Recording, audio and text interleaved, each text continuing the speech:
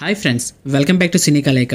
ఈరోజు టాపిక్ వచ్చేసి 1995 టు 2005 ఈ 10 ఇయర్స్లో వచ్చిన బెస్ట్ మూవీస్ కోసం ఈరోజు మాట్లాడుకుందాం. ఆల్రెడీ ఇలాంటి ఎపిసోడ్ మీద ఎపిసోడ్ 1 చేశాను. ఎవరైనా చూడకపోతే మాత్రం కింద డిస్క్రిప్షన్లో ఉంది, వెళ్ళి చూడండి. అయితే ఇంకా డైరెక్టర్గా మెయిన్ మ్యాటర్లోకి వెళ్ళిపోదాం.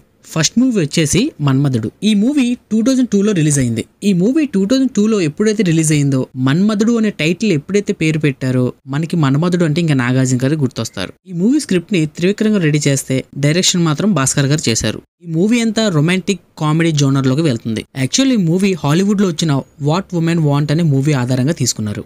ఏదేమైనా గానీ ఈ మూవీని మాత్రం త్రివిక్రమ్ గారు తన స్టైల్లో స్క్రిప్ట్ ని మాత్రం చాలా అద్భుతంగా రాసుకున్నారు. ఇంకా స్టోరీ విషయంలోకి వెళ్తే హీరో గతంలో ప్రేమించిన అమ్మాయి మోసం చేసిందని అభిప్రాయపడి అందరి అమ్మాయిని ద్వేషిస్తుంటాడు. కానీ మూవీ క్లైమాక్స్ లో హరిక అనే అమ్మాయితో మళ్ళీ ప్రేమలో పడి ఆ ప్రేమను ఎలా దక్కించుకున్నాడు అన్నదే ఈ మూవీ స్టోరీ లైన్ చిన్నదైనా గానీ త్రివిక్రమ్ గారి మాటలతో భాస్కర్ గారి డైరెక్షన్ తోటి మనల్ని కడుపుబ్బా నవ్వించే మూవీ ఇది. ఈ మూవీలో హీరో పాత్రతో పాటు ఇంకొన్ని పాత్రలు మనల్ని నవ్విస్తాయి. ఎగ్జాంపుల్ గా చెప్పాలంటే సీక్రెట్ మైక్ అమ్మిన ప్రొఫెసర్ ధర్మవరపు సుబ్రహ్మణ్యం గారు, ప్యారిస్ లో పరిచయం అయ్యే లవంగం అలియాస్ బ్రహ్మానందం. ఈ సినిమాల్లో వీళ్ళు కనిపించేది కాసేపైనా గానీ ఈ మూవీని మళ్ళీ మనం చూసేటట్టు చేస్తాయి. ఇంకా బ్యాక్గ్రౌండ్ మ్యూజిక్ మాత్రం దేవిశ్రీ ప్రసాద్ గారు చాలా అద్భుతంగా కొట్టారు. ఈ మన్మధుడు మూవీని మాత్రం మనం ఎన్నిసార్లు చూసినా బోర్ కొట్టదు. ఇంకా నెక్స్ట్ మూవీ వచ్చేసి వర్షం. ప్రభాస్ గారు యాక్ట్ చేసిన ఈ మూవీ 2004లో రిలీజ్ అయ్యి మంచి విజయాన్ని సాధించింది. అప్పటి వరకు నార్మల్ గా ఉన్న ప్రభాస్ ఈ సినిమాతో ఆడియన్స్ కి ఇంకొంచెం దగ్గర అయ్యారు. ఈ మూవీ ప్రభాస్ గారికి ఫ్యాన్ ఫాలోయింగ్ అలాగే లవ్ ఇమేజ్ ని రప్పించింది. ఈ మూవీ రొమాంటిక్ ఇంకా యాక్షన్ జోనర్ లోకి వెళ్తుంది. ఈ మూవీకి పెద్ద ప్లస్ పాయింట్ ఏంటంటే గోపీచంద్ గారు ఈ మూవీలో విలన్ గా పెద్దన్న పాత్రలో చాలా అద్భుతంగా కనిపించారు. ఈ సినిమా స్టోరీ అంతా రామాయణంతో పోలి ఉంటుంది.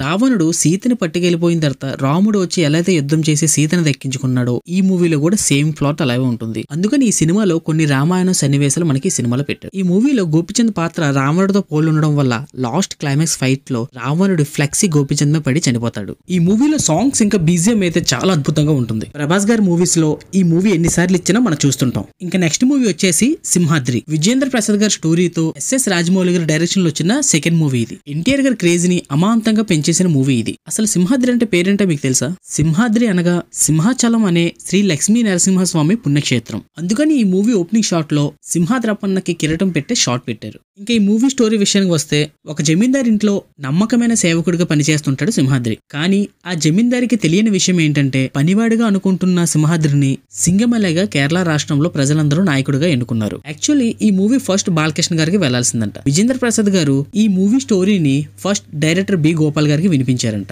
ఎందుకంటే 1999లో బి గోపాల్ బాలకృష్ణ గారి ఇద్దరు కాంబినేషన్ లో వచ్చిన సమరసింహారెడ్డి బ్లాక్ బస్టర్ గా నిలిచింది. మళ్ళీ వీళ్ళిద్దరు కాంబినేషన్ లో ఇంకొక మూవీ వస్తే బాగుంటుందని విజేంద్ర ప్రసాద్ అని అనుకున్నారంట. వీళ్ళిద్దరికి డేట్స్ కుదరక ఈ మూవీ కాస్త ఎస్ఎస్ రాజమౌళి గారి చేతిలోకి వెళ్ళింది.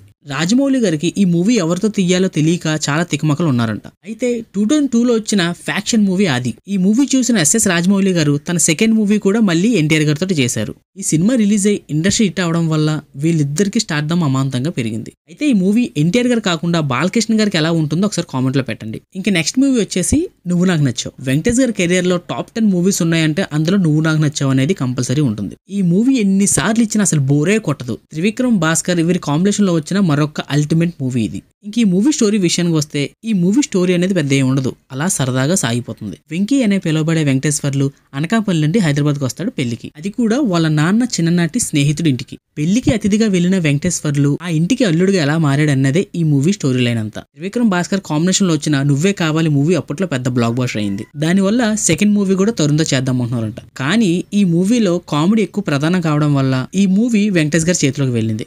అయితే వెంకటేష్ గారి స్టోరీ విన్న తర్వాత ఈ సినిమాలో ఏదో చిన్న వెళ్తుంది అన్నారంట. కామెడీ సినిమా అంటే బ్రహ్మానందంగా లేకపోతే అవ్వదని బ్రహ్మానందం గారిని చిన్న క్యారెక్టర్లను పెట్టమన్నారంట వెంకటేష్ గారు. అయితే త్రివిక్రమ్ గారు వెంకటేష్ గారి మాట కాదనలేక బ్రహ్మానందం గారి స్క్రిప్ట్ లో లేకపోయినా గానీ బ్రహ్మానందం పాత్రని స్క్రిప్ట్ లో యాడ్ చేశారంట. ఫస్ట్ లో ఏ పాత్రను పెడదామని తెలియబడినప్పుడు హాలీవుడ్ లో వచ్చిన మిస్టర్ బీన్ అనే పాత్రను తీసుకొచ్చి ఈ సినిమాలో పెట్టారు. ఈ మూవీలో కొన్ని చోట్ల అయితే వెంకటేష్ గారు ఇచ్చిన కామెడీ ఎక్స్ప్రెషన్స్ అయితే చాలా అద్భుతంగా ఉంటాయి. మెయిన్ గా ఈ మూవీలో డైనింగ్ టేబుల్ దగ్గర కూర్చున్న కామెడీ అయితే ఎన్నిసార్లు ఇచ్చినా పదే మనస్ఫూర్తిగా నవ్వుకోగలం. సో ఈ మూవీ మనకి ఎన్నిసార్లు ఇచ్చినా కంపల్సరీగా చూస్తాం. ఇంకా నెక్స్ట్ మూవీ వచ్చేసి శంకర్ దాదా ఎంబీబీఎస్. ఇంద్రా లాంటి ఫ్యాక్షన్ మూవీ తీసిన తర్వాత కామెడీ జోనర్ లో మూవీ వస్తుందంటే ఎవరైనా ఊహించుకోగలరా? ఎప్పుడో 90s లో వచ్చిన Chantabbai movie full comedy genre అది. దాని తర్వాత మళ్ళీ చిరంజీవి గారు full length comedy genre movie చేశారంటే ఇదే. అలాని ఈ మూవీ అంతా కామెడీ మీద బేస్ అవ్వదు, మానవ సంబంధాన్ని గుర్తు చేసే మూవీ. అందుకని ఈ మూవీలో కొన్ని డైలాగ్స్ ఉంటాయి. రోగిని ప్రేమించలేని డాక్టర్ రోగితో సమానమని కొన్ని డైలాగ్స్. అలాగే చిరంజీవి గారు తెలుగులో వచ్చిన సామెతలను కాస్త ఇంగ్లీష్ లో చెప్పడం,